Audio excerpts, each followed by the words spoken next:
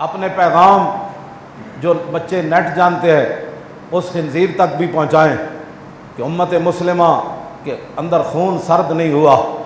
وہ صحابہ والا جذبہ اگرچہ وہ بڑیاں شانہ والے سن لیکن اسوہ حسنہ تو ہمیں دے گئے نا. ہاں جی ہمیں دے گئے وہ ساری باتیں.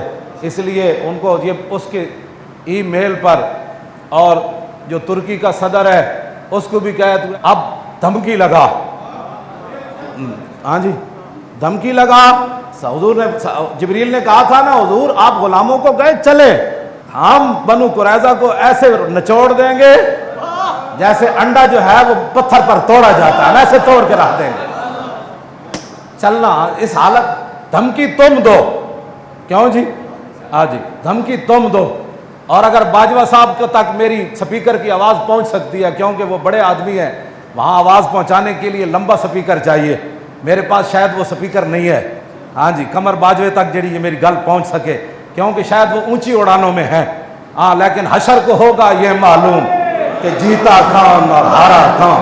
ہاں شاید تو آپ بڑے چونکہ بڑی فوج کے آپ سپہ سالار ہیں اور آپ جو ہے وہ آپ کے پاس بڑی اس وقت طاقت ہے. مولوی خادم تو ویل چیئر پر ہے شاید میری آپ آواز نہ سن سکیں. اگر آپ کے پاس سننے والے کان ہیں تو سنو.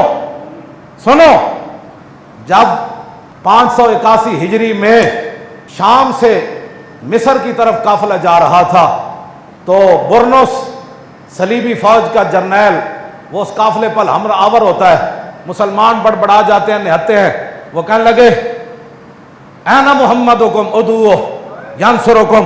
جب وہ قافلے والے بڑبڑا اٹھے قتل ہو رہے تھے تو وہ کہنے لگا بلاؤ محمد کو تمہاری مدد کرے. کہاں ہے تمہارے نبی؟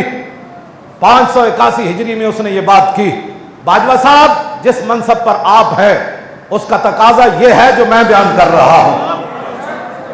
کان اگر آپ کے کان تک میری یہ بات پہنچ جائے تو پھر قیامت والے دن حضور کے سامنے پیش ہونے کے لیے آج عالم کفر کو دھمکی لگا. یہ تو حضور کے پوری دنیا میں بکواس کرنا چاہتا ہے نا. سارے خنازیر کو جمع کر کے حضور کے خاکے بنوانا چاہتا ہے. خود خنزیر اور خنازیر کو جمع کر کے حضور کے خاکے بنوانا چاہتا ہے. اس نے تو اتنا ہی کہا تھا اینا محمدکم کہاں ہے تمہارے نبی؟ ادعو بلاؤ اپنے نبی کو ینصرکم وہ نبی تمہاری مدد کرے. بس اتنا جملہ تھا تو صلاح الدین ایوبی اپنے آپ سے باہر ہو گیا. بات تو ہو گئی ختم ہو گئی. 2 سال صلاح الدین ایوبی سویا نہیں. باجوہ صاحب جس جگہ آپ کھڑے ہیں وہ یہ جگہ ہے. یہ جگہ ہے کہ 2 سال صلاح الدین ایوبی سویا نہیں. جب نیند آتی تو دیوار سے ٹیک لگا کے سو جاتا. ٹانگیں لمبی کر کے نہیں لیٹا. 2 سال.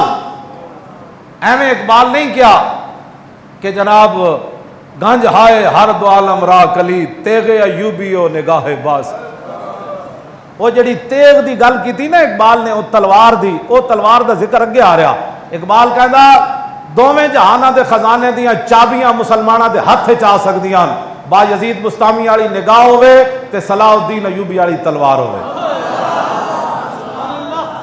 گنج ہائے ہر دو عالم را کلی تیغ ایوبیو نگاہ کیوں جی. اور اے میں نو جملہ صلاح الدین ایوبی دا پھر پڑھ کے پھر میں نو یاد آندا جدو میں حاضری دیتی نا صلاح الدین ایوبی دی قبر ہوتے تے میں جدو باہر نکلن لگیا میں اینج ویکھیا تے وہ سامنے دروازے ہوتے لکھیا سی لا تحسبوا ومات شخص واحد بل قد عم العالمین مماتو. کہ یہاں حاضری دینے والے یہ مت سمجھنا کہ صلاح الدین ایوبی جس دن مرا وہ اکیلا مرا. جس دن صلاح الدین ایوبی مرا ساری امت اس دن مر گئی. وہاں لکھا ہوا تھا صلاح الدین ایوبی کے قبر کے دروازے پر یہ بات لکھی. 2 سال کے بعد برنس قابو آ گیا. کیوں جی صاحب کا باقی جتنے جرنیل تھے ان کو خیموں میں بٹھا دیا. صلاح الدین ایوبی نے کہا جاؤ معافی جاؤ معافی جاؤ معافی جاؤ معافی جاؤ. جب برنس آیا تو صلاح قام الیہ بالسیف این تلوار لے کے صلاح الدین ایوبی دے سر تے کھڑا ہو گیا. کہنے لگا تو کیا سی کہ انا محمدکم ادعو ینصرکم. تو نے کہا تھا نعم انا انوب عن رسول اللہ فی الانتصار لامتہ. فرما ہاں مجھے رسول اللہ نے بھیجا ہے.